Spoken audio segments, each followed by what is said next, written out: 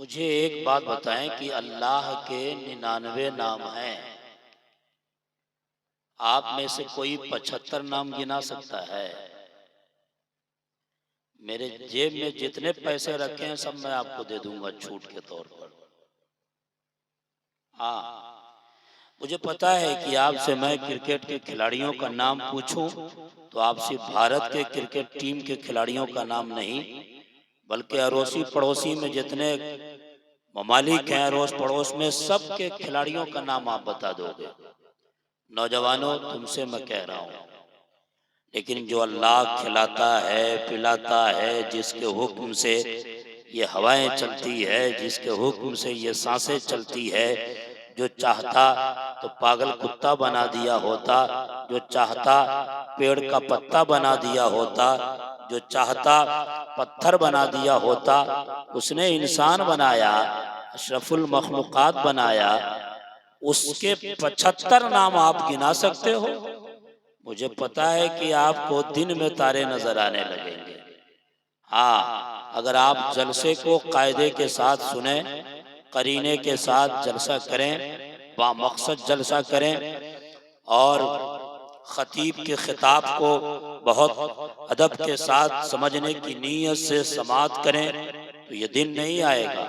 میں ایک سوال اور کر دوں کہ اللہ نے جن کے صدقے میں یہ شمس و قمر کے چراغ آویزہ کیا ہے، جس کے صدقے میں آسمان کا شامیانہ لگایا ہے، جس کے صدقے میں زمین کا بچھونا بچھایا ہے، حدیث قدسی ہے کہ اگر محمد عربی کو پیدا کرنا نہ ہوتا تو زمین کا بچھونا نہ بچھاتا، آسمان کا شامیانہ نہ لگاتا، شمس و قمر کے چراغ آویزہ نہ ہوتے، اگر محمد عربی کو پیدا کرنا نہ ہوتا، شجر نہ حجر کچھ نہیں ہوتا، بلکہ اللہ خود کہتا ہے، حدیث قدسی ہے، حدیث قدسی کہتے ہی ہیں اسے، میں بھی آپ سے نہیں پوچھوں گا کہ حدیث قدسی کی تعریف کیا ہے، میں بتا دیتا ہوں، آپ اپنے علم میں اضافہ کر لیں۔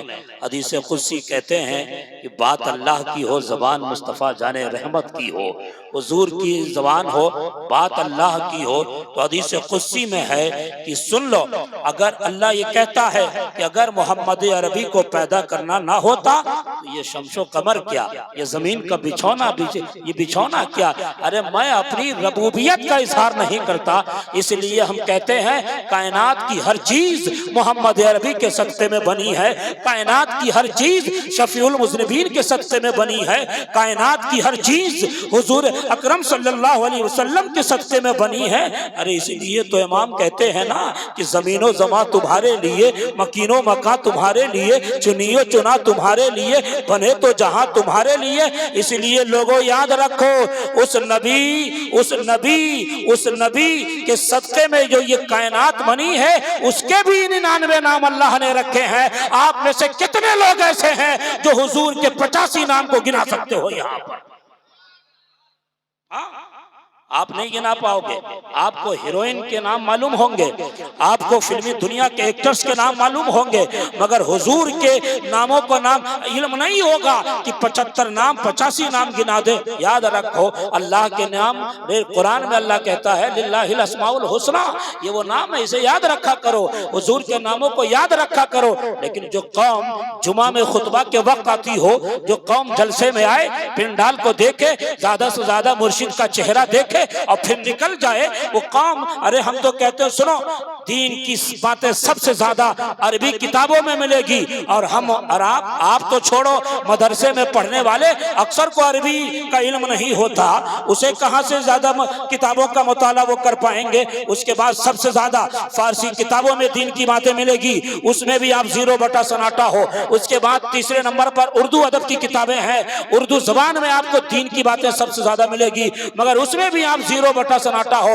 اس وقت ہندوستان کی فیصدی میں بتا دوں، سن لو یہاں سے وہاں تک، ہندوستان میں اس وقت صرف اور صرف 10% اردو لوگ جانتے ہیں، 90% جاہل ہیں، اور 10% میں ایسا نہیں کہ وہ کنز الایمان پڑھتے ہو، وہ تفسیر اشرفی پڑھتے ہو، وہ امام غزالی کی کتابیں مکاشفۃ القلوب پڑھتے ہو، احیاء العلوم پڑھتے ہو، مخدوم سمنہ کی کتابیں پڑھتے ہو، شاہ کلیم اللہ، خواجہ کلیم اللہ چشتی قادری کی کتابیں جو انہوں نے قرآن پہ لکھی ہے، حدیث پہ لکھی ہے، تصوف پہ لکھی ہے، وہ پڑھتے ہو۔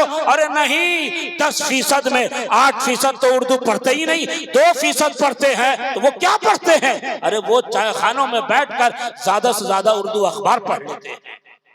اب بتاؤ کہ آپ کو دین کا علم کیسے حاصل ہوگا؟ آپ خطبہ کے وقت آتے ہو، جلسے میں آئے ہو، اللہ ہنگامہ کیے اور چلے گئے۔ ارے یاد رکھو، ہمارے بزرگوں کا جلسہ ایسا تھا کہ اگر 5 منٹ کوئی کافر کھڑے ہو کے سن لیتا تو اسلام لانے پہ مجبور ہو جاتا تھا۔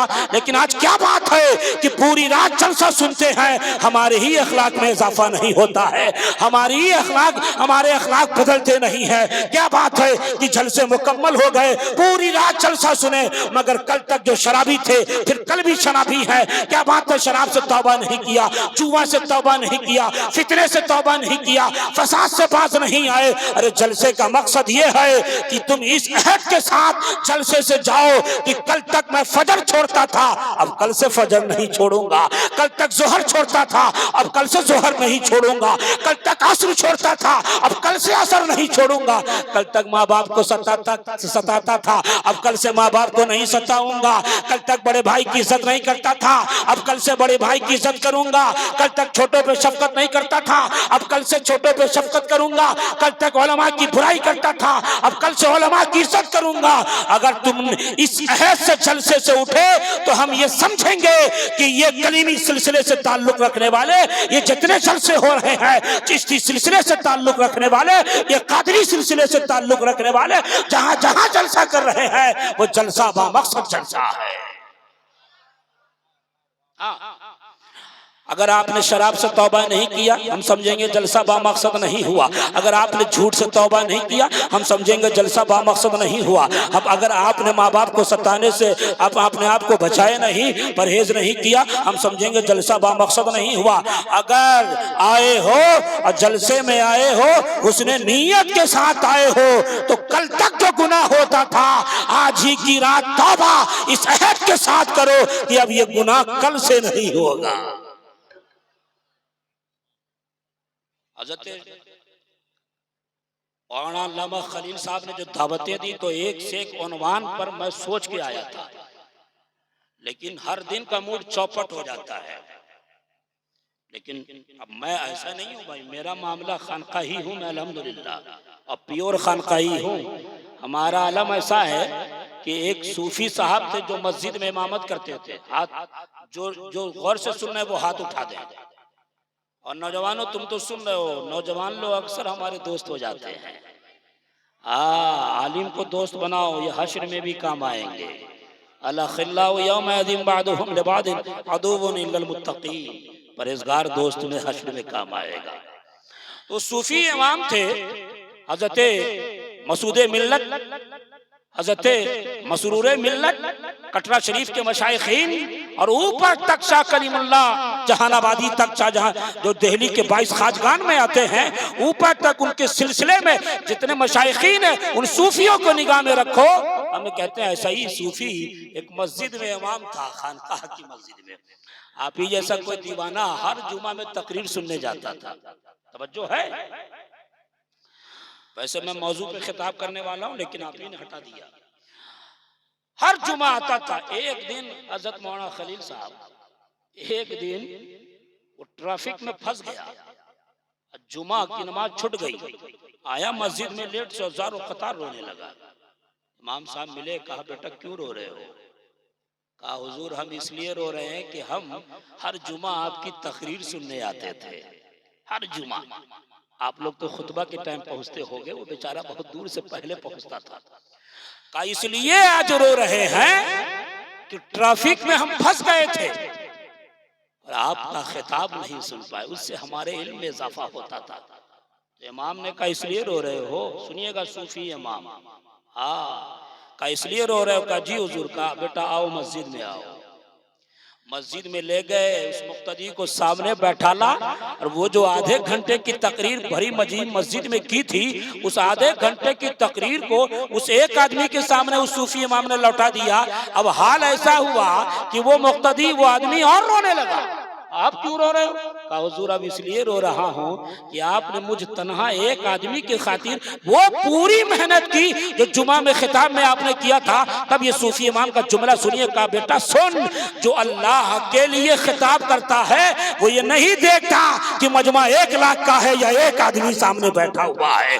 جو 1,00,000 کے مجمع میں بات کرے گا وہی 10 لوگوں کے بیچ میں بات کرے گا۔ یہی میرا مزاج بھی ہے، 4 بجے تقریر کرواؤ، 2 بجے کرواؤ، لیکن ہم تو جلسے والوں کو یہ درس دیتے ہیں بھائی کہ مہمان خصوصی کو بلاؤ تو وقت پر، خاص وقت پر تقریر کروایا کرو تاکہ ایک میسج پہنچے اور لوگوں تک پہنچے۔ قرآن پہ بات میرے استاد نے کی، وہیں سے میں بات آگے بڑھا اور بات اپنی ختم۔ قرآن کریم، اسی کتاب کی بات کر رہا ہوں، غور کیجئے گا کہ جو کتاب آپ کے گھر میں اس حصے میں رکھی ہوئی ہے جہاں مکڑی کے جالے لگے ہوئے ہیں، افسوس ہے بہنا سنو، یہ وہ کتاب ہے کہ جس کو پڑھ کے لوگ چاند پہ پہنچ گئے، یہ وہ کتاب ہے کہ سائنسداں اس پہ ریسرچ کر رہے ہیں، اور ہم ہیں کہ ہمارے گھروں میں جزدان میں لپی اٹھی ہوئی کتاب گھر کے اس طاق پہ رکھی ہوئی ہے جہاں مکڑی کے جالے لگے ہوئے ہیں۔ ارے یہ وہ کتاب ہے کہ جس کے بارے میں آیا کہ اگر کہتے ہیں نا مصطفیٰ کریم حدیث پاک میں کہ لا تجعلوا بیوتکم مقابر وان البیت الذی تقرأ البقرۃ فیہ لا یدخلہ الشیطان، کہ اپنے گھروں کو قبرستان نہ بناؤ، اور جس گھر میں سورہ بقرہ کی تلاوت ہوتی ہے اس گھر میں شیطان داخل نہیں ہوتا۔ تو آپ یہ کہتے ہو نا کہ حضرت مولانا خلیل صاحب ذیشان غازی پوری صاحب، ریاض الدین نوری صاحب، آپ یہ کہتے ہو نا کہ حضرت میرے گھر میں بے چینی ہے، بے قراری ہے، میرے گھر میں افراتفری کا ماحول رہتا ہے، گھر میں پیسے بھی برکت نہیں ہوتی ہے، کوئی کسی سے بات نہیں کرتا ہے، کیا وجہ ہے؟ تو آپ کو بعض عامل یہی کہیں گے کہ ارے آپ پر شیطان کا ڈیرا ہے، آپ پر جادو ہے، سحر ہے، مگر کوئی آپ سے یہ نہیں کہے گا کہ یہ جو گھر میں بے رونقی ہے وہ اس لیے ہے کہ تم گھر میں قرآن نہیں پڑھتے ہو، گھر کے اس حصے میں رکھے وہ جہاں مکڑی کا جالا لگا ہوا ہے۔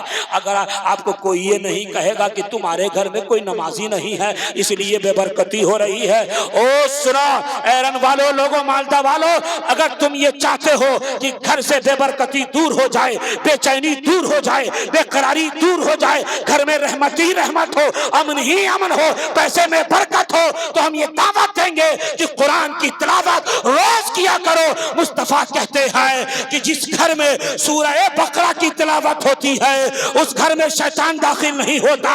تو قرآن کی یہ تو ایک سورت ہے، تو جب ایک سورت کی تلاوت ہو تو گھر میں شیطان داخل نہیں ہوتا، تو جس گھر میں پورے قرآن کی تلاوت ہوتی ہوگی اس گھر کے رونق کا عالم کیا ہوگا۔ پڑھو قرآن، یہ کتاب، اس کی 10 خصوصیات میں سے کچھ خصوصیات میں بتاؤں اور محفل کا اختتام۔ پہلی خصوصیت قرآن کریم کی کہ پوری دنیا میں سب سے زیادہ پڑھی جانے والی کتاب اگر کوئی ہے تو قرآن کریم ہے۔ آپ لوگ روز پڑھو گے نا قرآن؟ اگر پڑھنا نہیں آتا خانقاہ سے جڑ جاؤ، کلیمی دامن سے وابستہ ہو تو کلیمی خانقاہ سے بھی جڑ جاؤ، مسجد کے امام سے بھی جڑ جاؤ، کہا حضور قرآن پڑھنا سکھائیے۔ لیکن آپ پڑھو نہ پڑھو پھر بھی یہ اعزاز قرآن ہے کہ پوری دنیا میں سب سے زیادہ اگر کوئی کتاب پڑھی جاتی ہے تو وہ قرآن کریم ہے۔ آپ پوچھو گے مفتی شمس الزمان خان صابری صاحب سنی چینل پہ بیٹھتے ہو، سلام ٹی وی پہ آتے ہو، آپ ناگپور سے آئے ہو، یہ تو بتاؤ کہ کیسے قرآن کریم سب سے زیادہ دنیا میں پڑھی جاتی ہے؟ تو ہم یہ کہتے ہیں کہ سنو اس طور پہ کہ ہر نماز میں بغیر کہ قرآن کی قرأت کے نماز نہیں ہوتی ہے۔ نماز میں سورہ فاتحہ آپ پڑھتے ہو، سورت ملاتے ہو پہلی 2 رکعت میں، یعنی قرآن کی تلاوت نماز میں۔ اور نماز کا معاملہ ایسا ہے کہ آپ ریسرچ کر کے دیکھو، آپ دیکھو ریسرچ کر کے کہا پاکستان کا سرحدی علاقہ جہاں نماز کے جب ظہر کے لیے دو بجتے ہیں تو اس وقت نماز ظہر پاکستان میں ادا ہوتی رہتی ہے، انتہائی مشرقی علاقے میں ہندوستان میں وہی وقت میں نماز عصر ہوتی رہتی ہے، اس سے آگے انڈونیشیا میں مغرب کا وقت رہتا ہے، اس سے آگے آسٹریلیا میں عشاء کا وقت رہتا ہے، اور ٹھیک اسی وقت امریکہ کے مغربی سطح پر سورج طلوع ہونے والا رہتا ہے اور لوگ نماز فجر میں رہتے ہیں۔ دیکھو نا، ایک ہی وقت ہے، کہیں نماز ظہر ہے، ایک ہی وقت ہے کہیں نماز عصر ہے، ایک ہی وقت ہے کہیں نماز مغرب ہے، ایک ہی وقت ہے کہیں نماز عشاء ہے۔ اب نماز میں ہم اس لیے کہتے ہیں پوری دنیا میں بیک وقت اربوں کھربوں مسلمان ایک ہی وقت میں نماز میں قرآن پڑھتے رہتے ہیں۔ قرآن کا معنی ہی ایک یہ ہے، سب سے زیادہ پڑھی جانے والی کتاب۔ ایک خصوصیت اسی کو یہ انجمن کلیمیہ میں پڑھایا جاتا ہے اور آپ کے بچوں کے سینوں میں اتارا جاتا ہے۔ یہ جو حافظ قرآن بنے گئے وہ چلے گئے، لیکن ان کو اپنے ذہن میں رکھو اور دیکھو ان کی شان کتنی بلند ہے، کتنی بلند ہے۔ ارے قرآن 23 سال میں نازل ہوا، مگر آسمان لوح محفوظ سے جب اتارا گیا تو بیک وقت میں قرآن اتارا گیا تو وہ رات تھی شب قدر کی، جس کو قرآن نے کہا اِنَّا أَنزَلْنَاهُ فِي لَيْلَةِ الْقَدْرِ۔ کیا پوری رات قرآن اترتا رہا؟ کہ نہیں، ایک لمحے میں۔ تو سن لو، ایک لمحے کو جب قرآن سے نسبت ہو گئی تو وہ رات قرآن یہ کہتا ہے 1000 رات سے بہتر ہے۔ تو اس سے نتیجہ نکال لو کہ جس کے سینے میں 30 پارہ موجود ہے اور 50 سال سے موجود ہے اور 50 سال تک سینے میں 30 پارہ موجود رہے گا، اس حافظ کے سینے کا عالم کیا ہوگا، اس کی برکت کا عالم کیا ہوگا۔ ہم اس لیے بیان کر رہے ہیں کہ اپنے بچے کو عالم ضرور بناؤ گے، حافظ ضرور بناؤ گے، اور یہ عہد کر کے جاؤ کہ اگر 5 بیٹا ہے 2 بیٹا ہے تو ایک بیٹے کو حافظ اور عالم ضرور بنانا ہے۔ یہ عہد کر کے جاؤ اور یہ پیغام لے کے جاؤ کہ یہ مسعودی پیغام ہے، مسروری پیغام ہے، کلیمی پیغام ہے، کٹرا والوں کا پیغام ہے کہ اپنے ایک بچے کو ضرور، اگر آپ دونوں کو حافظ قرآن عالم دین بنائے تو یہ تو آپ کی قسمت ہے۔ ایک ہمارے دوست ہے ذیشان بھائی، پورا ہندوستان آپ کو سنتا ہے، ہمارے دوست ہے، اس کے 2 بیٹے، ایک کو اسکول میں رکھا، ایک کو مدرسے میں رکھا۔ 4 سال دونوں جب پڑھ کے آیا، دونوں سے اس کے باپ نے پوچھا بیٹا، پہلے تو اسکول والے سے پوچھا، سنیے گا، ادھر توجہ دیں، ادھر توجہ دیں۔ اسکول والے سے پوچھا کہ بیٹا 4 سال پڑھ کے تم نے ہم کو کیا دیا؟ تو کہا ڈیڈی 4 سال میں کہاں بیٹا؟ کہا 4 سال ہم نے تمہارے بیگ کا خرچہ اٹھایا، یونیفارم کا خرچہ اٹھایا، کتابوں کا خرچہ اٹھایا، تم نے ہم کو کیا دیا؟ کہا ڈیڈ ہم CAT کیٹ بولنا جان گئے، ریٹ بولنا جان گئے، بیٹ بولنا جان گئے، بال بولنا جان گئے، بات ڈیڈی ہم یہ سب بولنا جان گئے۔ کہا بیٹا 4 سال میں یہی بولنا جانے ہو؟ کہا ہاں۔ اب وہ جو اپنے دوسرے بیٹے کو مدرسے میں بھیجا تھا جو کند ذہن تھا، اس سے پوچھا بیٹا تم بھی تو 4 سال پڑھ کے آئے ہو، لیکن ہاں تمہارے بیگ کا خرچہ ہم نے نہیں اٹھایا، ہم نے تمہارے یونیفارم کا خرچہ نہیں اٹھایا، ہم نے تمہاری کتابوں کا خرچہ نہیں اٹھایا، تم نے ہم کو کیا دیا؟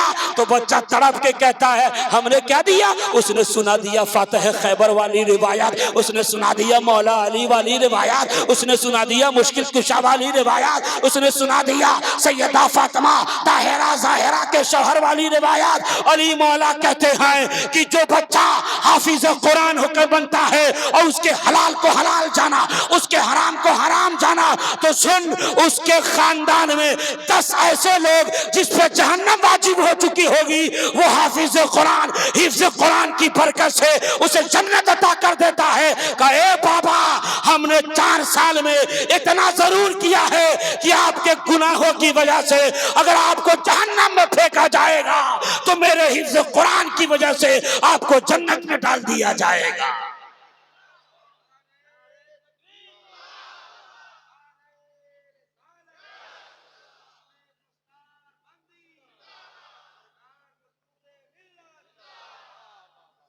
لیکن اس سے نتیجہ یہ نکالنا نہیں کہ اسکول میں نہیں پڑھانا ہے، پڑھانا ہے۔ جس کو اگر یہ تقریر سننا ہو تو کل والی تقریر سرچ کر کے یوٹیوب پہ سن لے جو میں نے کل خطاب کیا تھا۔ اگر کل راج محل میں میرا موڈ بنایا گیا تو اور جم کے سناؤں گا۔ ہم آپ کو یہ بتانا چاہ رہے ہیں اسکولی تعلیم بھی حاصل کرو مگر مذہبی تعلیم زیادہ ضروری ہے، اس لیے کہ بغیر اس کے آپ کی نہ نماز صحیح ہو پائے گی، نہ روزہ صحیح ہو پائے گا، نہ عبادت صحیح ہو پائے گی، نہ ماں باپ کی خدمت صحیح سے کر پاؤ گے۔ اس لیے یہ ضروری ہے اور یہ کرنے کے لیے آپ کو حضرت سلسلہ کلیمیہ کا دامن تھامنا ہوگا اور اس سے چلنے والے یہ جو مدارس ہیں اس سے اپنا رشتہ مضبوط کرنا پڑے گا، تبھی جا کے یہ انقلاب آپ کے اور سماج کے اندر آئے۔ قرآن ایک خصوصیت جو میں نے بتائی، سب سے زیادہ پڑھی جانے والی کتاب۔ دوسری بات، دوسری خصوصیت، قرآن سب سے زیادہ دلوں پہ اثر کرتی ہے۔ جوانوں تم جو کرسی لگا کے بیٹھو وہی سے ہاتھ اٹھا دو، سن رہے ہو نا؟ سن رہے ہو نا غور سے آپ لوگ بھی؟ ہاں بیٹھے رہو، سنتے رہو بہت زیادہ، چونکہ ذیشان بھائی بھی کھانا نہیں کھائے ہیں اور میں بھی کافی دیر کھانے کا انتظار کر رہا تھا، ڈائبٹیز کا شکار ہوں اس لیے بھوک لگ جاتی ہے، لیکن پھر جا کے کھانا کھاؤں گا۔ یہاں والے بڑی محبت دیتے ہیں۔ ایک بات اور سنیے، قرآن کی دوسری خصوصیت جسے آپ نے طاقوں پہ سجا رکھا ہے، جسے آپ موبائل میں 24 گھنٹہ تو دے دیتے ہو، آدھا گھنٹہ قرآن نہیں پڑھ سکتے۔ دوسری خصوصیت، سب سے زیادہ دلوں پہ اثر کرنے والی کوئی کتاب ہے تو قرآن کریم ہے۔ دنیا کی کوئی کتاب ایسی نہیں ہے جو سب سے زیادہ دلوں پہ اثر کرتی ہو۔ اگر دلوں پر سب سے زیادہ کوئی اثر کرتی ہے تو وہ کتاب قرآن کریم ہے۔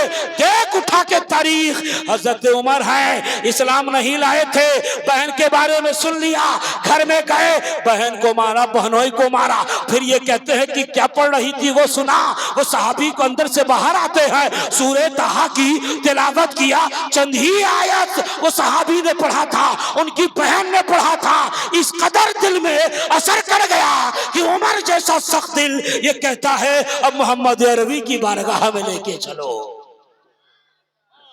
قرآن سب سے زیادہ دلوں پہ اثر کرتی ہے۔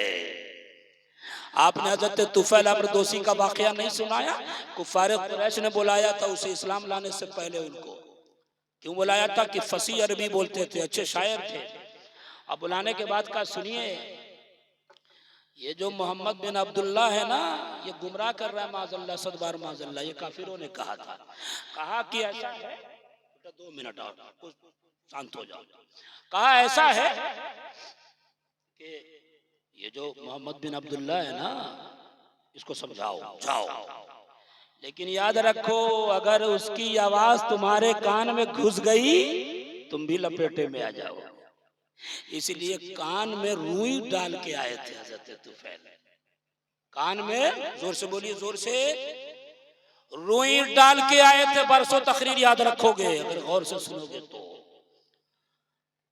روئی ڈال کے آئے تھے، دیکھ رہے تھے حضور کو، تھے تو روئی ڈالے کہیں قرآن سن نہ لے، کہیں کان میں آواز پہنچ نہ جائے۔ اور اتفاق ایسا ہوا کہ حضور حتیم کعبہ کے پاس نماز پڑھ رہے تھے، طفیل آزو بازو گھوم رہے تھے، حضرت طفیل اسلام لانے سے پہلے، اور یہ ہوا کہ روئی ڈالے ہوئے تھے، روئی کے باوجود حضور جو نماز میں قرآن پڑھ رہے تھے وہ ان کے کانوں میں آواز پہنچ گئی۔ آواز پہنچنا تھا کہ طفیل رک گئے اور کہتے ہیں حضرت طفیل کہ یاد رکھو یہ جو محمد عربی کلام پڑھ رہے ہیں یہ دنیا کے کسی بشر کا کلام ہو ہی نہیں سکتا ہے، کوئی نہیں سکتا، یہ تو اللہ کا کلام ہے۔ جب نماز سے حضور فارغ ہوئے تو حضرت طفیل قریب گئے اور کہا کہ یہ لوگوں نے منع کیا تھا مگر پھر بھی آیت میرے کانوں میں گئی، ذرا سنائیے تو صحیح۔ حضور سنانے لگ گئے، حضور سنانے لگ گئے، قرآن سنتے جا رہے تھے، ایمان کی دولت سے مالا مال ہو گئے حضرت طفیل۔ اس لیے ہم کہتے ہیں کہ پوری دنیا میں کوئی ایسی کتاب نہیں ہے جو سب سے زیادہ دلوں پر اثر کرتی ہو، فقط قرآن کریم جو ہمارے لیے اتری ہے وہ قرآن سب سے زیادہ دلوں پہ اثر کرتی ہے۔ قرآن یہ تو کافروں کے لیے بھی ہے، ہدی للناس بھی ہے، ہدی للمتقین بھی ہے۔ اچھا یہ بتاؤ، یہ قرآن تو سب سے پہلے ہمارے لیے، ہم نہیں پڑھیں گے تو کون پڑھے گا بھائی؟ یہ سائنسدان لوگ لترکبن طبقا عن طبق پہ ریسرچ کر کے چاند پہ چلے گئے، ہم تو سجائے ہوئے ہیں، ہم تو سورہ فاتحہ صحیح سے نہیں پڑھ پائیں گے۔ اگر کسی کو پڑھنے کے لیے کہہ دیا جائے تو وہ یہ کہے گا الحمد، اس کو تو یہ پتہ نہیں کہ ہے اور ہے میں کیا فرق ہے، عین اور حمزے میں کیا فرق ہے۔ سورہ فاتحہ صحیح سے نہیں پڑھ پائیں گے، پورے قرآن کی کیا بات؟ ہر مسلمان کو پورا قرآن صحیح سے پڑھنا چاہیے، قرآن کو اپنی آواز سے مزین کر کے پڑھنا چاہیے۔ اور قرآن پڑھو تو رویا کرو، حضور کہتے ہیں اتلو القرآن وابکو، جب قرآن پڑھو تو رویا کرو، اور رو نہیں پاؤ تو رونے جیسا کم سے کم چہرہ بنا لو۔ لیکن آج کے قوم کا حالم ایسا ہے کہ وہ قرآن بھی اگر پڑھتے ہیں تو ایک طرف واٹس ایپ چلتا رہتا ہے، انسٹاگرام کا ریلز دیکھتے رہتے ہیں، فیس بک چلاتے رہتے ہیں، قرآن بھی سامنے ہے۔ یہ بے حرمتی ہے، اس لیے سن لو یہاں سے وہاں تک، اگر اور یہ چینلوں کے ذریعے پیغام دے رہا ہوں کہ قرآن پڑھو تو یکسوئی کے ساتھ قرآن پڑھو اور ادب کے ساتھ قرآن پڑھو۔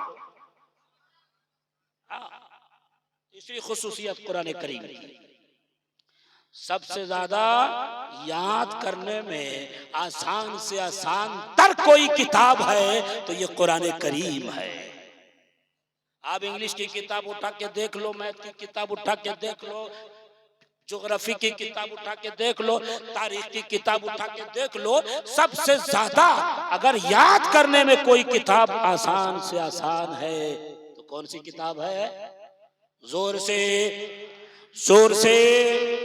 قرآن۔ یہ اللہ خود کہتا ہے قرآن میں وَلَقَدْ يَسَّرْنَا الْقُرْآنَ لِلذِّكْرِ فَهَلْ مِن مُدَّكِرٍ۔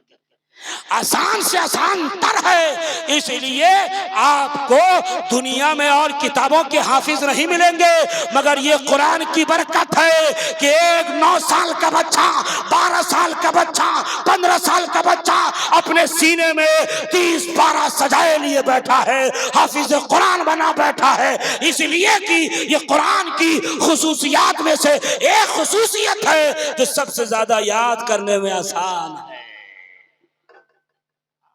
یسرنا القرآن للذکر فہل من مدکر۔ حافظ قرآن اپنے سینے میں، یہ میں نے 3 خصوصیت بتائی، ابھی 7 خصوصیت بتانا ہے، چھوڑ رہا ہوں، کبھی اور بلایا تو سناؤں گا، وقت پہ بلایا تقریر کروایا تو اور موڈ میں سناؤں گا۔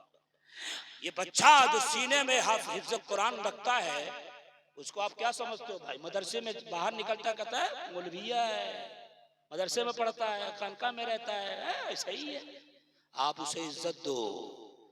جو قرآن آپ صحیح سے نہیں پڑھ پاتے وہ بچہ اپنے سینے میں بسائے ہوا ہے۔ یہ مدرسے کے بچے ہیں، مہمان رسول ہیں۔ جشان بھائی، ایک آدمی تھا جو مدرسے کے طلبہ کی خدمت کرتا تھا، اور طلبہ اس کو، مدرسے کے طلبہ اس کو پیار سے حمار کہتے تھے۔ حمار کا معنی ہے گدھا۔ وہ جو خدمت کرتا تھا نا تو بچوں کا صابن لا دیتا، بچوں کی لنگیاں صاف کر دیتا، بچوں کے لیے کھانے پینے کا سامان لاتا، بچے اس کو مذاق سے حمار کہتے، گدھا۔ کسی نے اس کے کان کو بھر دی اور کہا کہ ارے تم کو حمار بچے کہتے ہو، اسی کی عزت کرتے ہو، حمار کا معنی گدھا ہے۔ اب اس کا دل بھر آیا، بہنوں سنو، اپنے بچوں کو حافظ قرآن ضرور بناؤ۔ اس کا دل بھر آیا، یار جس کی خدمت کرتے ہیں وہ ہم کو حمار کہتا ہے، وہ جانا ہی چھوڑ دیا۔ ایک دن اس نے وہ مدرسہ جانا چھوڑ دیا۔ ایک دن اس نے حضور کو خواب میں دیکھا، کیا دیکھا کہ حضور اپنا چہرہ اس سے پھیرے ہوئے۔ جب وہ پیر پکڑا کہا یا رسول اللہ چہرہ کیوں پھیرے ہوئے؟ کہا تم نے ہمارے مہمان سے چہرہ پھیر لیا، ہم نے تم سے چہرہ پھیر لیا۔ بچوں کی قدر کرو، یہ مہمان رسول ہے۔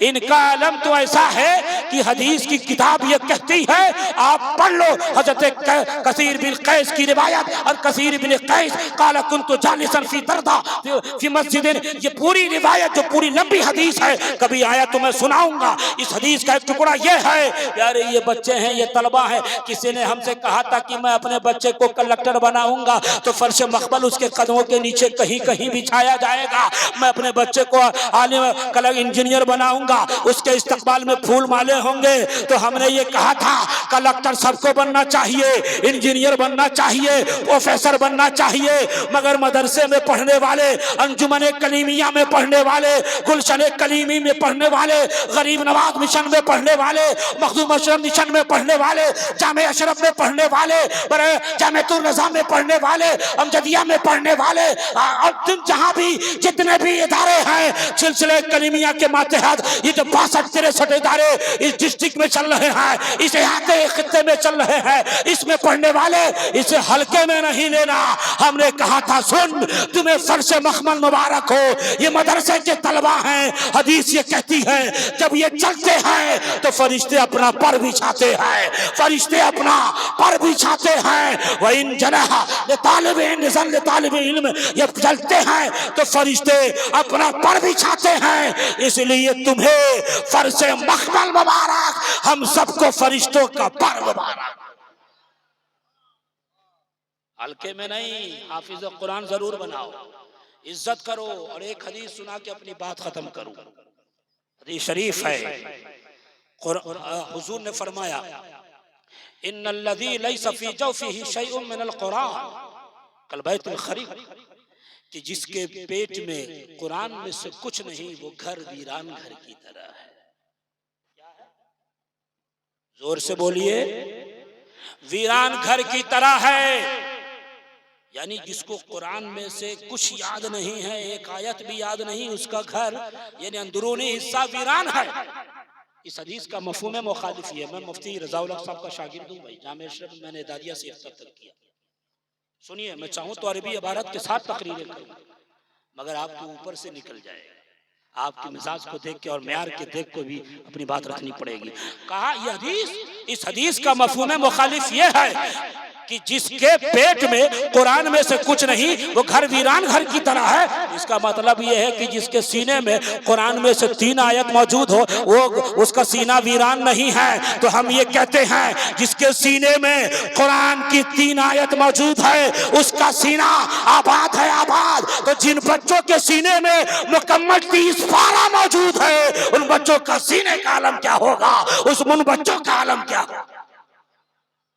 یہ حافظ قرآن ہے، یہ قبرستان سے نکلتے ہیں، پڑھ کے دم کر دے فرشتے عذاب اٹھا لیتے ہیں، اللہ عذاب اٹھا لیتا ہے۔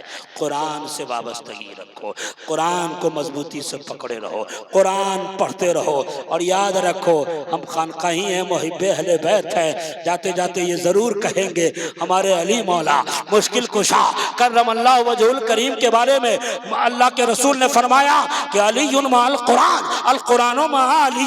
یہ حافظ قرآن جو چلے گئے ان کو یہ بتا دینا کہ مفتی شمس الزمان خان صابری کی یہ نصیحت تھی کہ قرآن، القرآن مع علی، علی مع القرآن، قرآن علی کے ساتھ، علی قرآن کے ساتھ ہے۔ یہ حضور نے کہا قرآن علی کے ساتھ، علی قرآن کے ساتھ۔ تو اس کا مطلب یہ ہے کہ جس کے سینے میں قرآن، اسی کے سینے میں قرآن محفوظ رہ سکتا ہے جس کے سینے میں علی کی محبت ہوگی، اور جس کے سینے میں علی کی محبت رہی اس کے سینے میں قرآن نہیں رہ سکتا ہے۔ چاہے یزیدی ہوا ہو اس میں پچھلنا نہیں، چاہے جیسی بھی ہوا چلے، نسبیوں کی ہوا چلے، فتووں سے ڈرنا نہیں، جب تک رہنا زندہ رہنا، اپنے سینے کو عشق صحابہ میں بھی مست رکھنا اور اہل بیت کی مودت میں بھی مست رکھنا۔ مدرسے سے تعلق رکھو، قرآن آپ سے یہ کہتا ہے ہم سے دوستی رکھو نا، ہم تم کو کینے سے دور کر دیں گے، بغض سے دور کر دیں گے، حسد سے دور کر دیں گے، نفرت سے دور کر دیں گے، چغلی سے دور کر دیں گے، غیبت سے دور کر دیں گے۔